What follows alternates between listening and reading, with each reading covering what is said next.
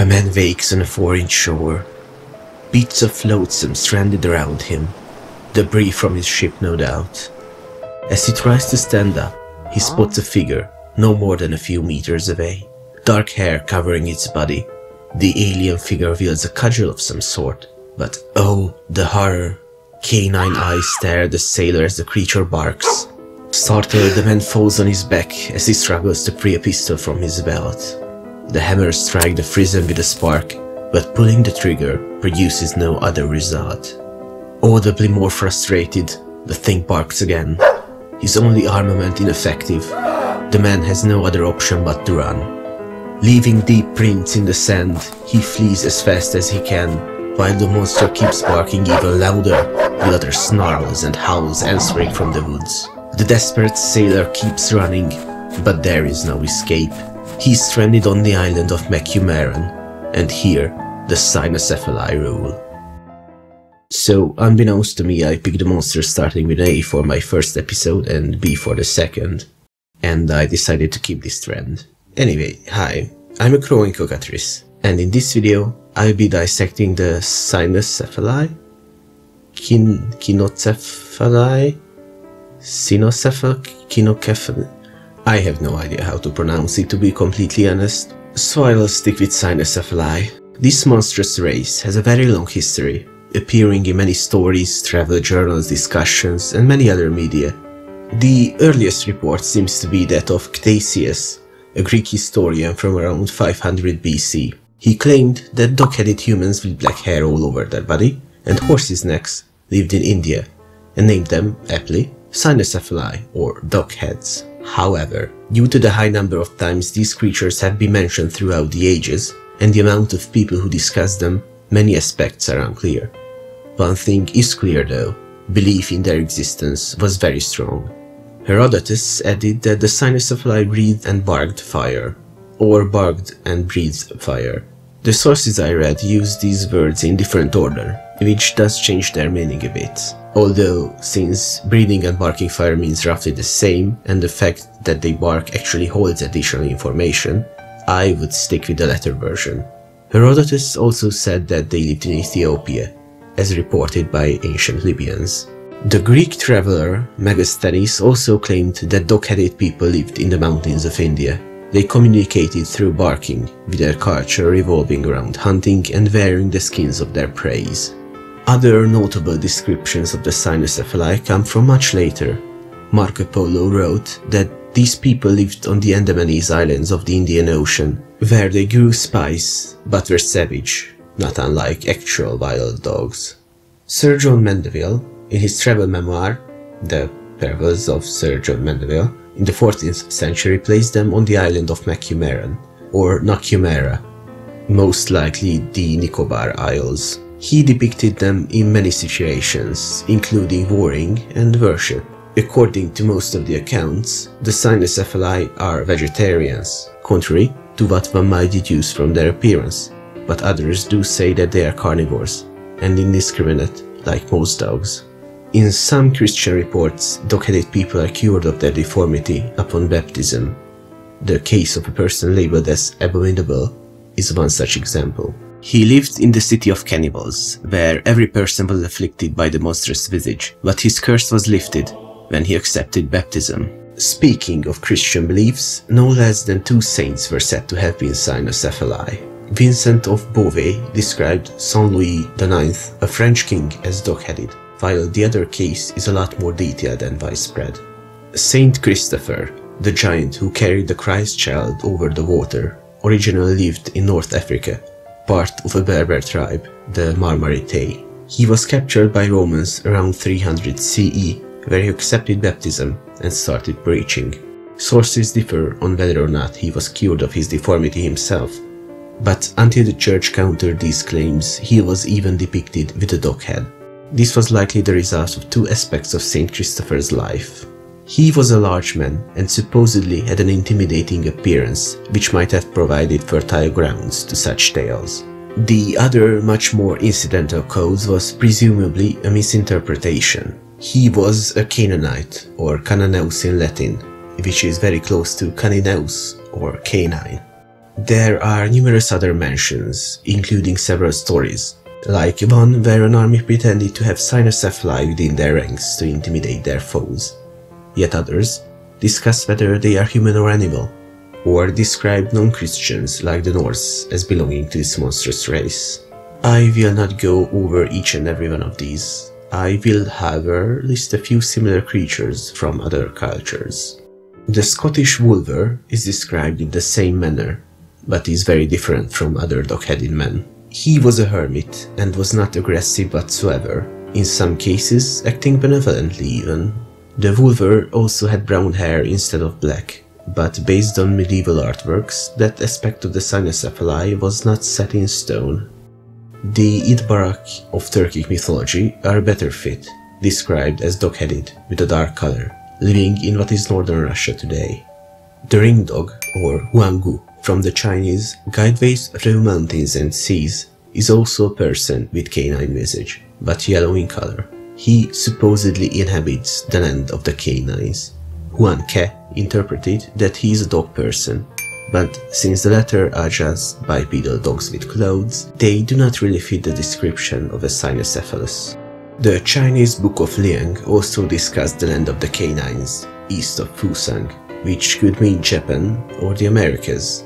Here, all men supposedly have dog heads, with long fur covering their body. These could refer to the ringdog as well, but could be a different imaginary race altogether. All in all, the Cynocephalus is a very widespread concept, spanning practically the entire globe.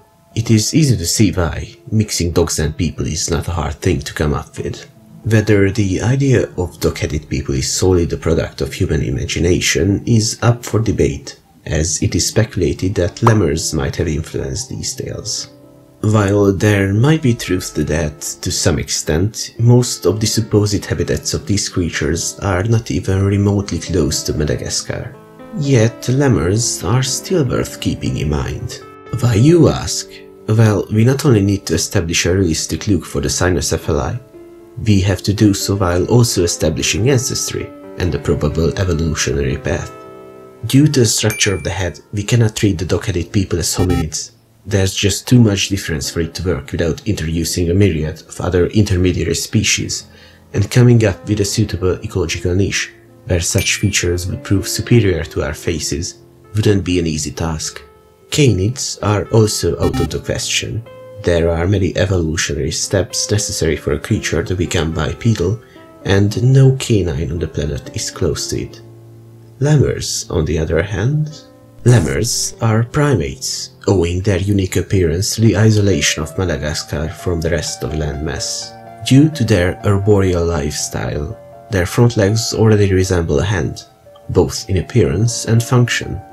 Not to mention that lemurs, like the Indri, have no discernible tail, drawing them closer to a humanoid appearance. It is clear that there are fewer evolutionary steps necessary to turn a lemur into a Cynocephalus than with any other animal. Naturally, there would be missing links still, but we can assume that these species have gone extinct, with Cynocephalus adapting to the environment with more success. Additionally, Madagascar became isolated about 25 million years ago, and the first humans appeared 2.5 million years ago. This gives a leisurely 22.5 million years for the evolutionary process to run its course, from early lemurs to Cynocephalus. So, let's take a look at how they should really look. It seems that everything fits. The hair all over the humanoid body, the canine-looking head with vicious teeth evolved to serve a mostly vegetarian diet, with fruits, plants and insects all on the potential platter. Even their communication method, their voice, could resemble barking.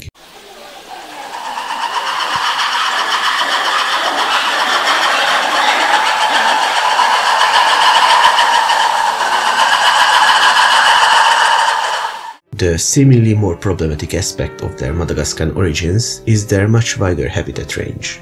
However, this should not be surprising. We are discussing a sapient creature after all, certainly capable of seafaring. Just as humans, who most likely originate from mainland Africa, Cynocephalus could have very well spread all over the world in the infancy of their species. All the places we have mentioned so far are well within the realm of possibilities. A far more interesting question, however, is their potential culture. What can we discern from these ancient sources?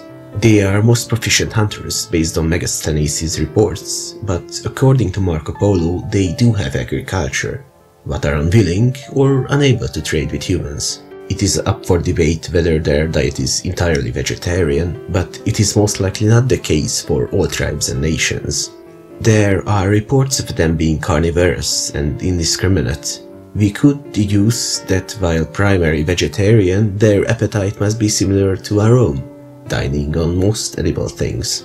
Yet there is mention of cannibalism. From the nature of the story that mentions the city of cannibals, we can assume that it refers to the act of eating humans, not necessarily their own race, which could be plausible in isolated cases, just as it can be a reality for humans. But what really is their relationship with us? It seems that they are isolationists, preferring not to meddle in human affairs in most cases.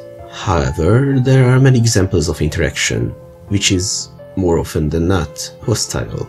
There are reports of warring and animosity between our races, and Cynocephalus incorporating into human society seem to be an anomaly, with the opposite being even rarer, if at all possible.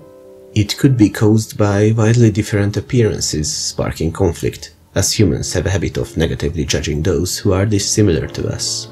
But there are actual examples of Cynocephalus living with humans. Therefore, we can assume that they are capable of understanding our languages, but speaking them might be a bit more difficult.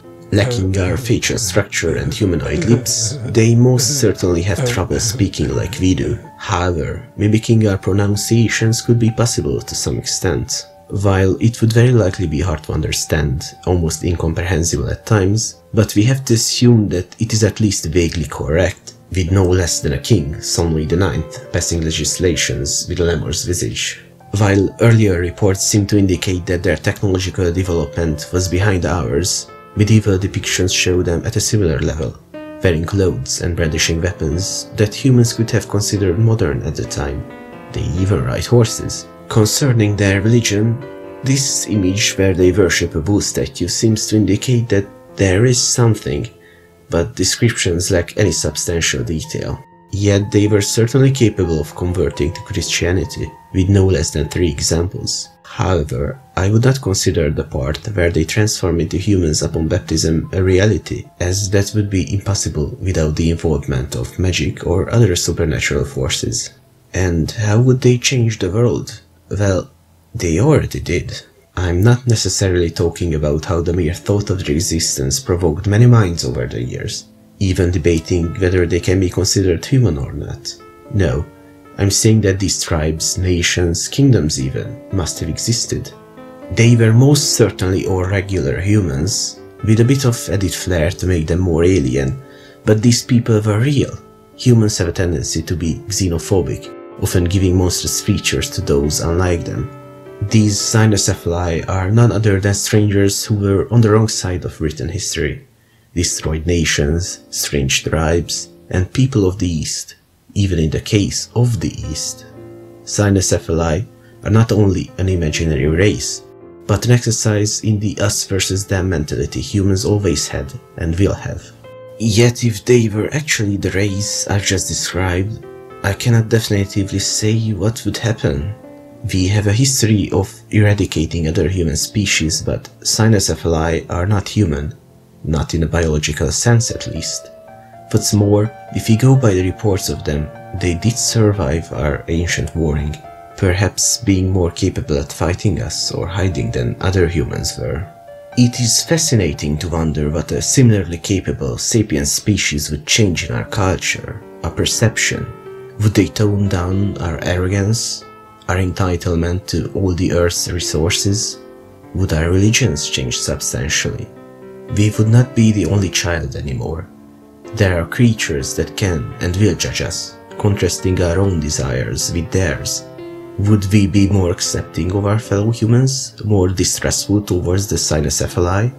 Would we live in peace, or would we war until the last man standing? One thing I can say for certain.